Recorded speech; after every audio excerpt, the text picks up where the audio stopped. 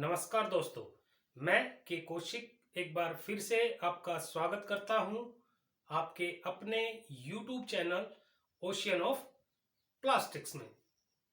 दोस्तों, जैसा कि हमने अपनी पिछली वीडियो में आपको वादा किया था कि आगे आने वाली वीडियो में हम आपको 3G के बारे में बताएंगे कि 3G क्या होता है, 3G टेक्निक्स कैसे वर्क करती है और ये इंडस्ट्री में कैसे यूजफुल होती है, इसके बेनिफिट्स क्या है। दोस्तों, आज 3G एक बहुत पॉपुलर टेक्निक्स है। इंटरव्यू में भी अक्सर 3G के बारे में पूछा जाता है। बहुत सारी एमएनसी कंपनियां यानी कि 100% एमएनसी इंडस्ट्रीज जो जर्मनी, जापानीज, चाइनीज या अदर यूएसए वगैरह की इंडस्ट्रीज है, 3G को फॉलो करती है। और इंडियन कंपनी भी कुछ ज्यादा ही आजकल 3G को फॉलो करने लगी है।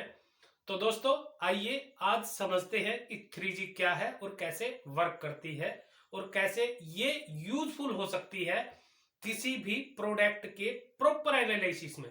तो दोस्तों, आइए पहले जानते हैं 3G क्या होती है एक शॉर्ट वीडियो में, और 3G के क्या नाम है, और फिर समझते हैं इसे बोर्ड पे।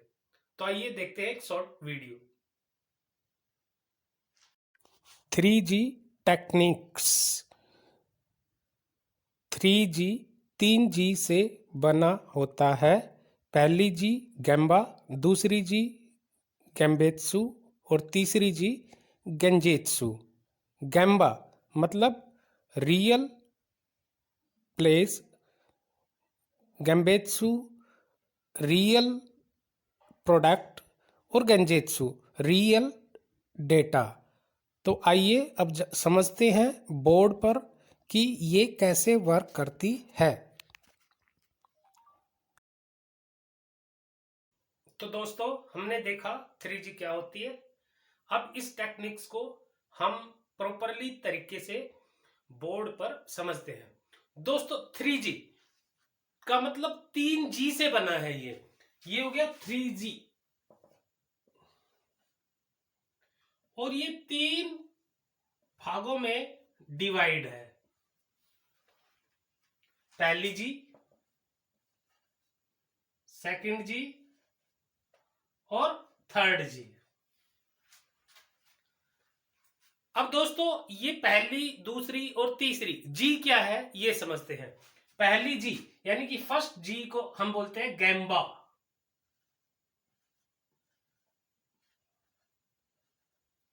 सेकंड G को हम बोलते हैं गैम्बेत्सु,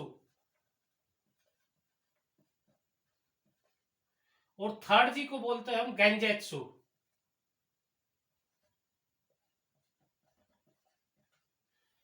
ये 3G है, गैम्बा, गैम्बेत्सु और गेंजेत्सु। अब गैम्बा क्या है? गैम्बा का अर्थ है वर्क प्लेस।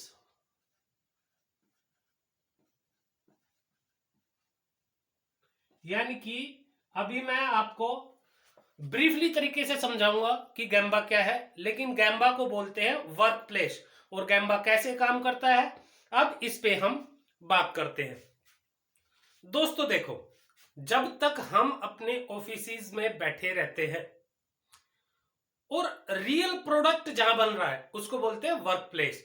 जहां पे हमारी प्रोडक्शन हो रही है, जहां पे हमारा प्रोडक्ट मैन्युफैक्चर हो रहा है। अब हम ऑफिस में बैठे रहते हैं तो हमें एक्चुअल प्रॉब्लम का पता नहीं चलता कि शॉप फ्लोर जहां पे काम हो रहा है वहां पे एक्चुअल प्रॉब्लम क्या आ रही है और उसे कैसे हल किया जा सकता है। तो दोस्तों, जब हम अपने ऑफिसों को छोड़कर बाहर शॉप फ्लोर पर जाते हैं और वहां हो रहे काम को बेटरली तरीके से देखते हैं, तो हमें पता चलता है कि प्रोडक्ट कैसे जनरेट हो रहा है, बन रहा है, और उसके बनने में क्या क्या प्रॉब्लम्स फेस आउट होती है। जब हम प्रॉब्लम को फेस करेंगे, प्रॉब्लम को देखेंगे, प्रॉब्लम को समझेंगे, तभी हम अच्छे से उस प्रॉब्लम का सॉल्यूशन कर सकते हैं। तो दोस्तों, अपने ऑफिसों को छोड़कर शॉप फ्लोर पर जाना ही गैम्बा टेक्निक्स है।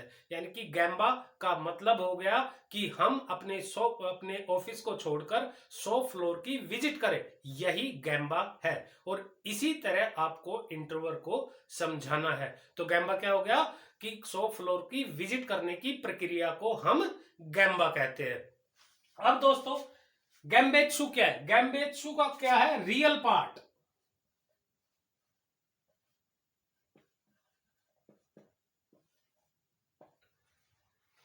अब रियल पार्ट में क्या करना है दोस्तों? रियल पार्ट का मतलब कि जहां पे हमारा पार्ट बन रहा है, जो रियल एक्चुअल प्रोडक्शन हो रही है, वो हो गया हमारा रियल पार्ट। लेकिन यहां रियल पार्ट से वो मतलब नहीं है। रियल पार्ट का मतलब है कि पार्ट के बनने में जो प्रोसेस हो रहा है, यानी कि प्रॉब्लम्स एक पार्ट में आती है तो वो उसके प्रोसेस, उसके बनाने के तरीके से आती है कि उसका तरीका कुछ हो रहा है, या तो ऑपरेटर उसको फॉलो नहीं कर रहा है, या हमने वर्क इंस्ट्रक्शन सही नहीं बनाई है, या हमारे पार्ट के बनने का तरीका ही गलत है। तो ये तो जब हम गैम्बा करेंगे तो हमें पता चलेगा।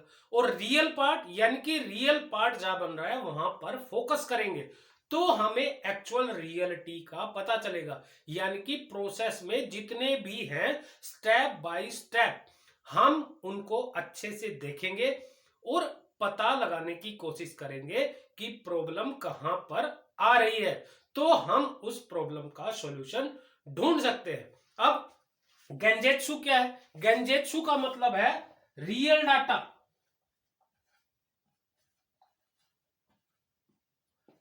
अब दोस्तों रियल डाटा क्या है? अब प्रोसेस में जो हमारा प्रोडक्ट बन रहा है उसका मूवमेंट जो हो रहा है, जिस तरीके से वो बन रहा है, जो भी पार्टिकल, सब पार्टिकल, एलिमेंट्स, इक्विपमेंट्स उस पार्ट को बनाने में, या machining so and so etcetera, उसको बनाने में जो भी हम यूज कर रहे हैं वो हमारा रियल प्रोसेस हो गया, यानी कि रियल पार्ट हो गया। और उसमें जो हम डेटा कलेक्ट कर रहे हैं, अब डेटा कलेक्ट कैसे करना है कि अगर मान लो पहले स्टेशन पे कोई प्रोसेसिंग हो रही है, कोई काम हो रहा है, हमें उसका रियल डेटा कलेक्ट करना है। मान लीजिए कोई न्यूमेटिक मशीन है, उसमें एयर प्रेशर आ रहा है। अब प्रेशर आ रहा है मान लो 4 से 6 बार। अब हमारा पार्ट कहां जा रहा है उस प्रेशर से, जो हम टाइटनिंग कर रहे हैं, नट, स्क्रू एक्सेट्रा, वो किस टॉर्क से कसे जा रहे हैं। अब वो टॉर्क कितना टॉलरेंस में है, यानी कि 4 से 6 जा रहा है, मान लो प्रेशर हमने सेट किया हुआ है। अब इसका रियल डाटा क्या है? अब रियल डाटा कहां आएगा? जब ये पार्ट प्रोसेसिंग करेगा, यानी कि इस पार्ट का रिजल्ट आएगा बनने के बाद। तो मान लो इसका टाइटनिंग टॉर्क की टॉलरेंस हमारी 1.2 से 1.8 एनएम, न्यूटन पर मीटर स्क्वायर। अब ये मान लो हमारा टॉर्क जा रहा है, अब हमारी टॉलरेंस कहां आ रही है, ये हमें रियल डाटा कलेक्ट करना है। मान लीजिए हमने 5 पार्ट लिए और 5 पार्टों का रियल डाटा कलेक्ट किया। मान लीजिए पहले पार्ट का डाटा था 9 एनएम, मान लो दूसरे का था 0.11 एनएम, तीसरे का था मान लो 1. सॉरी 1.1, मान लो 1.2 एनएम, और मान लो चौथे का था मान लो 1.9 एनएम, और मान लो पांचवे का था मान लो 1.0 एनएम। अब देखो दोस्तों ये वैल्यू रॉन्ग हो गई, जो हमारी टॉलरेंस से बाहर है। अब हम इस प्रेशर को कितना सेट करें कि हमारी वैल्यू इस और इसके बीच में ही रहे, यानी कि ना इसके ज्यादा नजदीक हो ना इससे ज्यादा दूर हो, तभी तो रियल डाटा कलेक्ट होगा।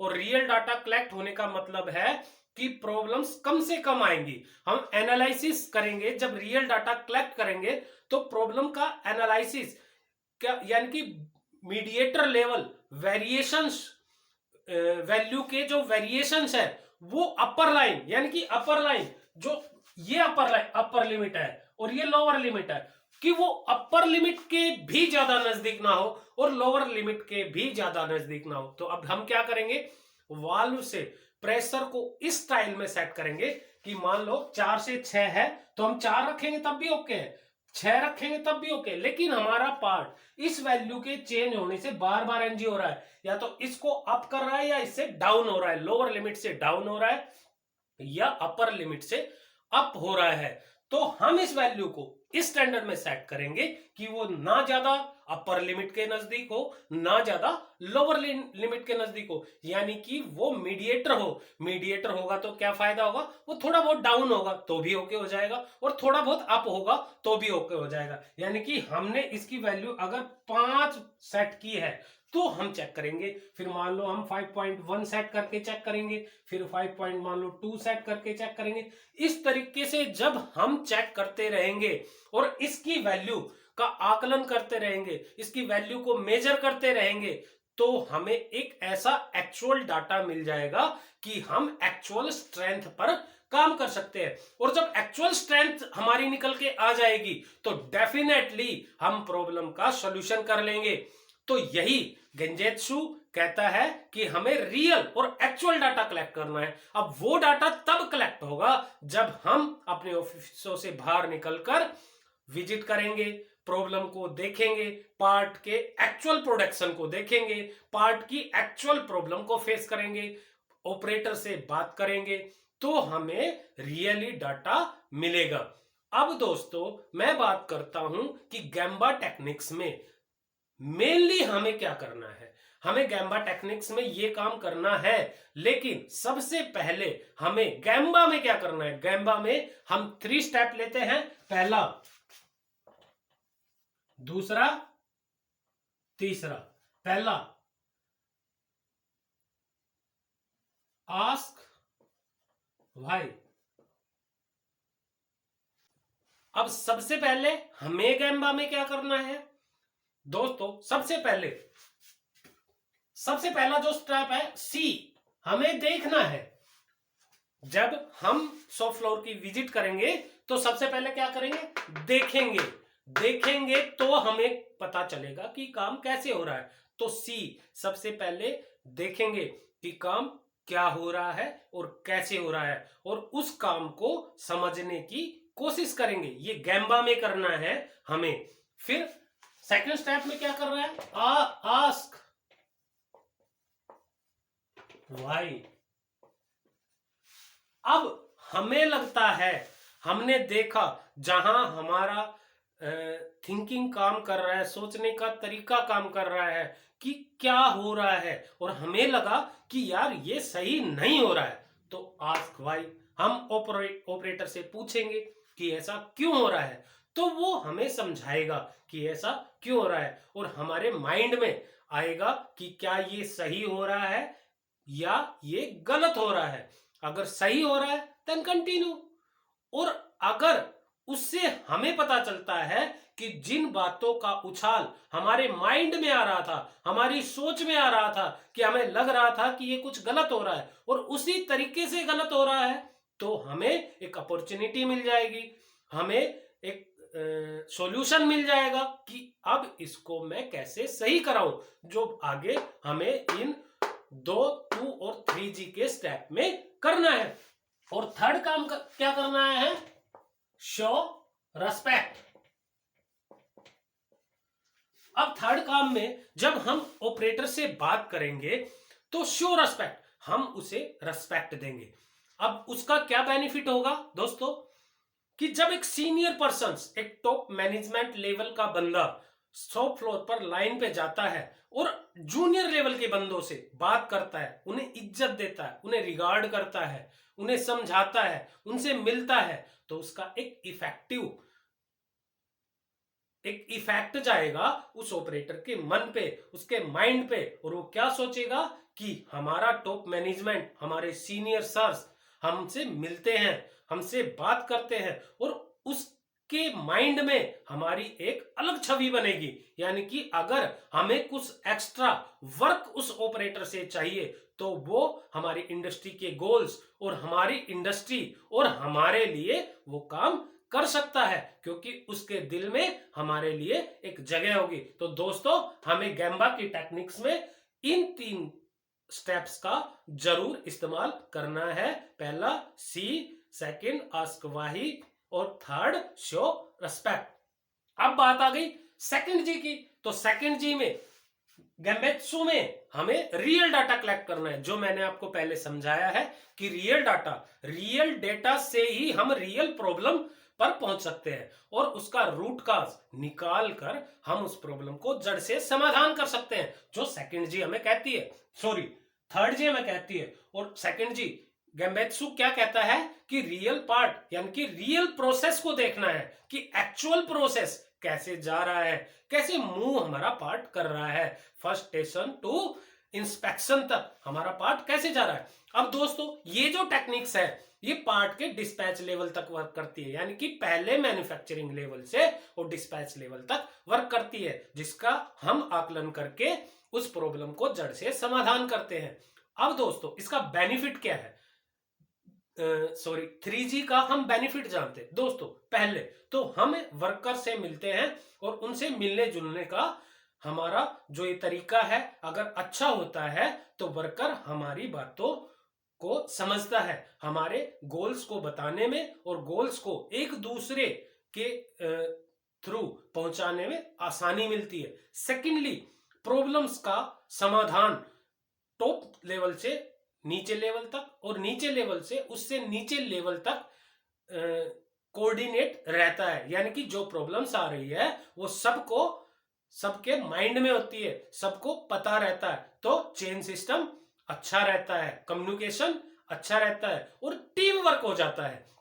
कि जब हम इस तरीके से शॉप फ्लोर की विजिट करके जूनियर से बात करके हम जब किसी समाधान को ढूंढते हैं, किसी प्रॉब्लम के समाधान का पता करते हैं एक टीम वर्क में, तो पूरा टीम एक दूसरे के प्रति कोऑर्डिनेट हो जाता है। तो इससे कंपनी के गोल्स में अचीव करने की एक अलग क्षमता मिलती है।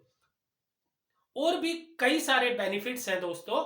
तो मैं आशा करता हूं कि 3G की जो ये टेक्निक्स है आपको बेटरली समझ आई होगी। आगे आने वाली वीडियो में दोस्तों हम मोल्डिंग की एक प्रॉब्लम बबल्स पर बात करेंगे। जो बबल्स काफी प्रॉब्लम्स आती हैं मोल्डिंग में, और इसका ये प्रॉब्लम आती क्यों है जानेंगे। इस प्रॉब्लम के आने पे हम सॉल्यूशन क्या कर सकते हैं और इसके सभी स्टेप बाय स्टेप सॉल्यूशंस को जानेंगे अपनी आगे आने वाली वीडियो में। दोस्तों, कोरोना का ये मुश्किल दौर चल रहा है, तो मैं भगवान से यही दुआ करता हूं कि आप और आपका परिवार खुश और सलामत रहे। तो अपने घर में रहिए, stay home and save self and family life. इसी आशा के साथ अगर आपको मेरा चैनल अच्छा लगता है तो प्लीज मेरे चैनल को सब्सक्राइब कीजिए, शेयर कीजिए और प्लीज बेल आइकन को दबाना ना भूलें, क्योंकि मेरी नेक्स्ट आने वाली वीडियो का नोटिफिकेशन आपको बेल आइकन से ही मिलता है। आज के लिए बस इतना ही। अपना ख्याल रखें,